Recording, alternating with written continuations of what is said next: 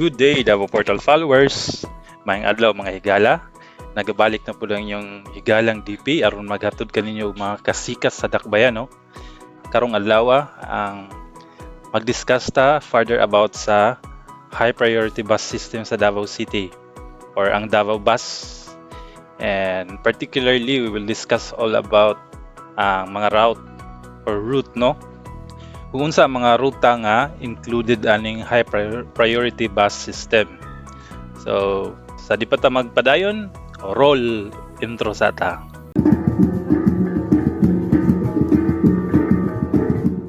Welcome back sa ato ang episode karong adlaw.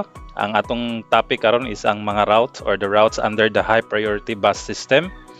And importante ni siya, no, para makabaluta even before the implementation aning Davao Bus. So nanatay idea kung unsa ang atong buhaton, no, once na implemented ni siya, and asa mag-agi kung asa ang atong location, kabalo na ta kung unsa nga mga ruta ang atong sakyan para makaabot ta sa atong padulngan, no? So I'd like to emphasize also nga ang kini nga information nga kung i-share sa inyo karon is based sa report, no? Report gikan sa Asian Development Bank and as well as from Department of Transportation through Freedom of Information, no? And kini siya, nakita na ko ni siya sa Reddit na post, and particularly kay gi-post ni siya ni Limuel Blaya. And thank you very much, Limuel. Thank you very much, Limuel, for sharing this valuable information, no? Very detailed content or post regarding sa high priority bus system project sa Davao City. So if you want to makita ninyo diri sa link nga akong gi-provide ang reference, and pwede niyo i-search ang kuan niya, no, high priority bus system, tapos i-check lang niyo ang Reddit. Sa Reddit niyo i-share, i-check na dito ang iyang whole post kung gusto ninyo. So, dirita sa high priority bus system, no, ang route niya, no, ang mga routes or route niya, no. So, let's begin with this one. Ang Davao Bus, sa ako nang discuss sa una, it will operate in 4 tiers, no? Meaning sa meaning ani 4 tier na siya murag level, no? Namely ang Metro Davao, depende ni siya sa iyang magnitude of importance, no? So naa siya upat ka tier, namely ang Metro Davao, Davao Inter, which is pinaikli na intermediate, no? And then natay Davao Feeder, and lastly natay Davao Local. Mo na siya ang 4 tiers sa Davao Bus System. So kung tanaw na to sa mapa, inani ni ang iyang itsura, no? Inani ang iyang mga routes nga iyang agian, and naka-color code siya. Ang dark blue or navy blue mo na siya ang sa Metro Davao na routes, and ang yellow mo na siya ang sa Davao Feeder, and ang pink mo na ang Davao Inter, and ang green kay mo na siya ang Davao Local. So upat, no, kani nga discussion magkuha ni siya sa maglibot na siya diha nga upat ka tier, no. But this is part 1, particular episode, mag-discuss lang ta about sa Davao, mag-discuss ta about sa Metro Davao na tier. So kining blue, no, kung makita ninyo sa mapa, and then mo ni siya ang kining ikaduha nga unsa image nga kung ipakita mo ni siya ang map sa downtown, ang iyang murag route, no, iyang mga ruta sa downtown area. So kung mapansin ninyo guys, diri sa kanbalik ta diri sa first na illustration kung mapansin ninyo, dili tanan nga mga tier makasulod diri sa may pinaka central business district, no? For example, kining color green, which is Davao Local. Nala siya mga specific area sa Davao nga ang iyang libutan na ay mga green nga nakasulod siya, pero dili jud tanan na mga ang iyang maagian. More or less na siya sa may outskirt ang kining green. And then ang pinaka niya, ang pinaka nagalihok sa may pinaka center or sa Central Business District sa Davao City, kining Davao Inter, no? Davao Inter. So, padayon ta. So let's have first this Metro Davao na bus routes. Ang Metro Davao, which is ang first na ang ihang code ang code sa iyang route mag-start sa letter M, no? Na ay 5 ka route or 5 ka routes ang Metro Davao, no? Na ay ang M1 mo na siyang gikan sa Panabo City to Rojas Avenue, and M2 pati na Aplaya to Bunawan, and M3 Bago Aplaya to Sasa Port, M4 mo na ang Turil to SM Lanang, and M5 Kalinan to Santa Ana Avenue. Unya taud-taud no atong i-discuss kung asa na dapat sila mag-agi, no? So mo na siya ang summary sa mga ruta nga agian aning Metro Davao. Ang sa gina-specify na diri ang kining Metro Davao mo na siya ang routes o ruta sa Davao Bus System nga ginatawag lang core services that connect all major commercial center. Kumbaga mo ni ang pinaka-backbone. Ang kining nga ruta sa Metro Davao, kumbaga na siya mo na siya ang sa first na tier, no? Mo na siya ang backbone. And let's go to sa iyang characteristic, no, sa Metro Davao na ruta. Sa ginaingon diri, it provides the core bus services of the entire bus system. Sa ginaingon na nako ganina, it is kumbaga backbone jud siya sa the entire Davao or Metro Davao bus system. And it links major commercial centers to Central Business District. So makakonect siya sa pinaka-center sa Davao City, no? Ang Metro Davao nga ruta. And siya ay high frequency. Meaning ano yung high frequency? Mo siya mga interval, no? Or headways sa mga bus na ay 5 minute, 10 minute, and 20 minute headway. And all day ni siya nga services, meaning 24 hours ni siya nga mag-serve sa atong kadalanan diri sa Dakbayan, no? And then bus stop intervals are between 800 to 1,000 meters. So every kilometer na ay bus stop na dedicated for Metro Davao nga ruta, except kung naana siya sa Central Business District area, no? Which is ang iyang interval sa iyang mga bus stop is 400 meters lang. And then ang kining nga mga bus nga nasa Metro Davao nga ruta, naana siya dedicated na lane. So na siya nakalaan para lang yun sa kining nga bus, no? And ang bus stop will interconnect Metro Davao route or route with other bus tier. So ang mga bus stop i-connect niya siya sa lain nga mga ruta, no? So balik ta diri sa iyang headways, no? Ang Metro Davao na siya ay ginatawag na peak hours, which is 5 minute ang interval, no? So kung naka sa pananita, sa bus station or bus stop and nakalarga na ang bus, so kung naa siya sa peak hours, after 5 minutes maka-expect ka nga naay moabot na bag-o. So inana siya, no? Mo na yang headway. And then outside peak hours, for example kanang mga late na sa evening, like mga 8 to 9 or 8 to 10 PM na siya, mga inana magbaba or magkadugay ang iyang interval, no? Instead of 5-10 minutes na siya.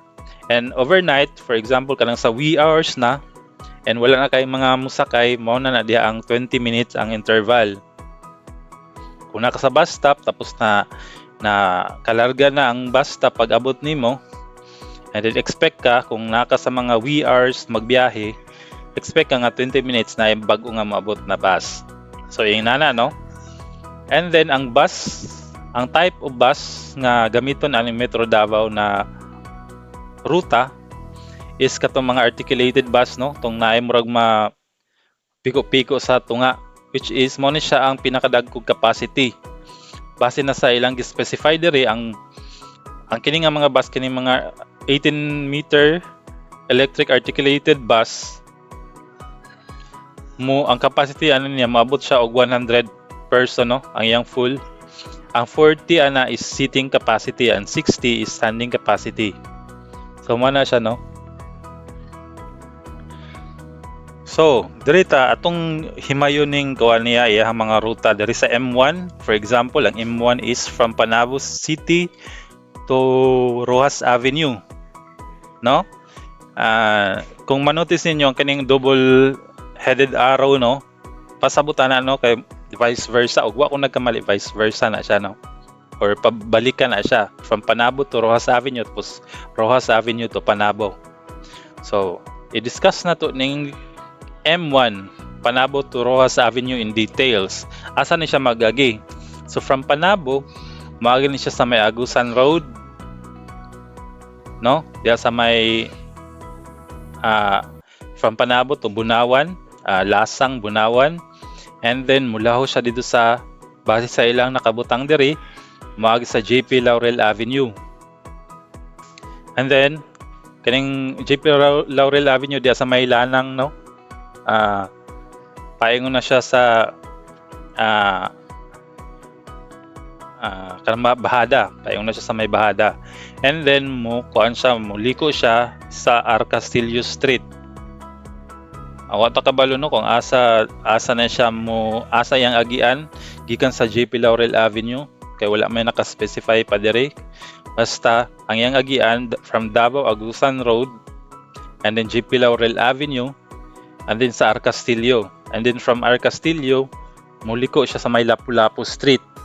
And then from Lapu-Lapu Street, somewhere sa Lapu-Lapu Street, muliko siya payong sa Santa Ana Avenue. And then from Santa Ana Avenue, mulaho siya sa may Claro M. Recto. And then ang iyahang last, kining sa Rojas Avenue. So mo na ang iyahang route na agian, no? Or ang iyahang agian na panga streets. Sa ilang gipakilang illustration, wala ta kabalo kung in order ba ni siya, no? So pero more or less inani mao ni siya ang iyang agian. So ang location nga i-serve ani niya is ang Lasang, Bunawan, Tibungko, Panakan, sa Port, Agdao, then Ateneo de Davao University, and then sa City Center na, no? So mo na siya ang M1. So ikaw kung taga Panabo ka, and then nakay klase kung ikaw estudyante gikan sa Panabo, nakay klase sa Ateneo, isa na lang kakasakayan, no? Kung gikan ka sa Panabo, kay ang terminal point ano niya is Rojas Avenue man before siya mabalik sa iyahang route. So muna siya M1. Dirita sa M2. Ang M2 is ang ruta nga Matina Playa to Bunawan, no? So ang iyang agian na mga dalan gikan sa Matina Playa na road, musubay siya sa MacArthur Highway, no? MacArthur Highway, tapos pag manya sa MacArthur Highway, muadto siya, muliko siya sa Quimpo Boulevard, kanang paingon na og SM, no? SM Makulan. Muna siya Quimpo Boulevard. After sa Quimpo Boulevard, mulaho siya sa Quezon Boulevard, no? And then muliko siya sa Pichon Street. Kining sa Pichon Street siguro mausab jud ang mga current, no, ang existing na ruta diri, no? Kay ang kining Pichon Street is kuan man ni siya,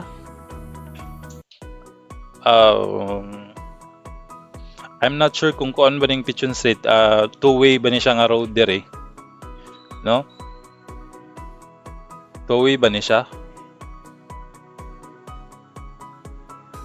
Tama ba? Two-way ba ning sa kining Pichon Street, mao ni siya ang dating nga Magallanes sa una, no? Magallanes sa una. So diha no, gikan sa Rojas Boulevard muliko siya gikan sa Quezon Boulevard muliko siya sa Pigeon Street. Diha ra siguro rin siya sa may rotonda.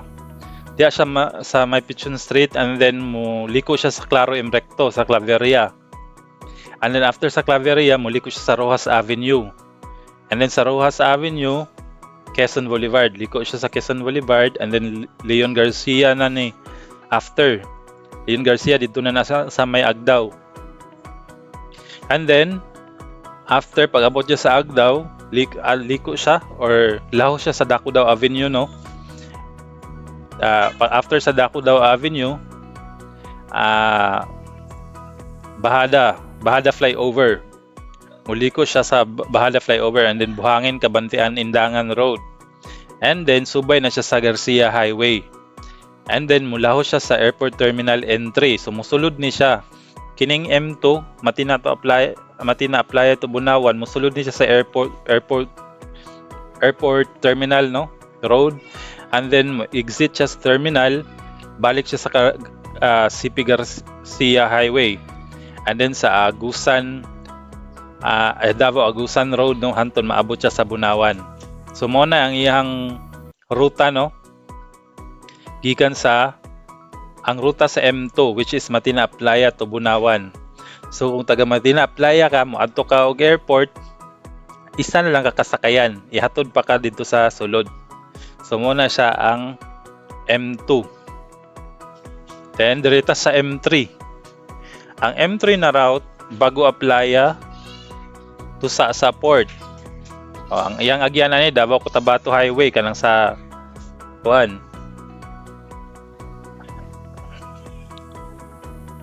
Davao Cotabato Highway from Bago Playa. Tapos maagi siya sa MacArthur Highway, and then Quirino Avenue. Pag abot sa Quirino Avenue, muliko siya sa may GP Laurel. Kining Quirino Avenue, pagliko na diha na sa may G-Mall na no? GP Laurel Avenue. And then sa Sasa na dayon. Muna siya ang M3. So muna siya again ang sa kining M3 nga ruta, which is Bago Playa to Sasa Port. So Davao Cotabato Highway moagi sa MacArthur Highway. Then diretso lang ni siya sa Quirino Avenue, and then liko sa GP Laurel Avenue hantod maabot siya sa Port. So kung ikaw taga Bago Playa, moadto kag Samal for example, o bakasyon ka sa Samal, isa na lang kakasakayan from Bago Playa, sakay lang ka og bus nga ang iyang code is M3. Ang ruta nga Bago Playa to sa Port. So ang iserve aning ruta is Bago Playa, Puan, Ulas, Matina Crossing, New City Commercial Center, no, diya sa may Kantumaa, and then Bangkiruhan, then ang city proper or city center, G-Mall, kamo sa G-Mall moagi sa GP Laurel, no, Victoria Plaza, so Abriza Mall, Bahada, SM Lanang, and sa Port. So mo na ang iyang mga agian na mga major na mga places, no, mga landmark. So kung ikaw gikan sa Bago Playa nya mo ato kag SM Lanang, isan lang kakasakayan, kining M3 lang na bus ang imong sakayan. Next is adto sa M4. Ang M4 is Turil to SM Lanang ang iyang ruta. So sa mga taga Turil, magsadya kay isan lang mo kasakayan gikan sa Turil paingon sa SM Lanang. So kung adto mo og SM Lanang, isa na lang jud kasakayan. So ang agian ani nga ruta is Davao Cotabato Highway, MacArthur Highway, and then muliko sa Quimpo Boulevard, no? Muliko sa SM. Paingon sa SM, then San Pedro. Muliko siya sa San Pedro Street, and then sa Claro M. Recto, Claveria. After sa Claveria, muliko siya sa Santa Ana Avenue. And then pagka man sa Santa Ana Avenue, abot ka sa dito na pud sa Lapu-Lapu Street sa may Agdao. And then liko sa Cabagyo Avenue. And then sa GP Laurel Avenue. So mo na siya no ang agian sa M4 Turil to SM Lanang. Again, this is vice versa no. From Turil to SM Lanang tapos balik SM Lanang to Turil. So ang iyang mga i-serve na mga lugar is kining Turil, Puan, Ulas, Matina Crossing, SM Eculan. And then sa City Center which is kaning sa Central Business District no. And then SM Lanang. So mo na ang M4. And lastly, dirita sa M5. Ang M5 mo ni siya ang ruta gikan sa Kalinan paingon sa Santa Ana Avenue, no? Ang iyang agian nga mga dalan diri sa Davao Bukidnon Highway, and then mo subay sa MacArthur Highway, and then Carino Avenue, and then Santa Ana Avenue.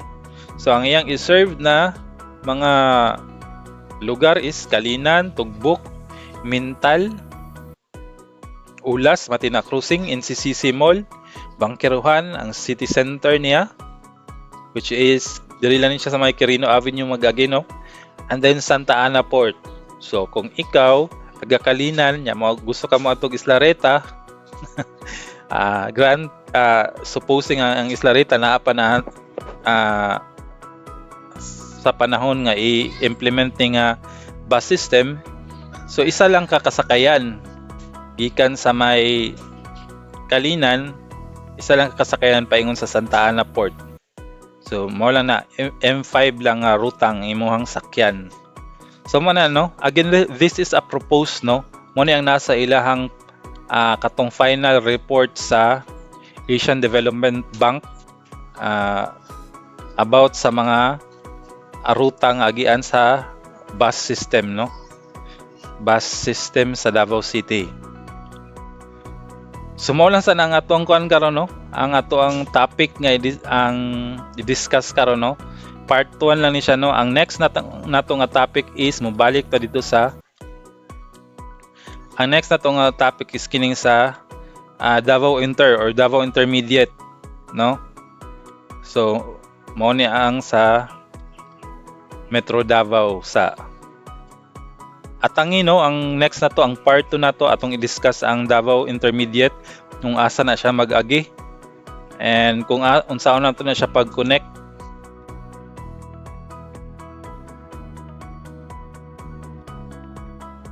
With Davao na Metro Davao na route or route no.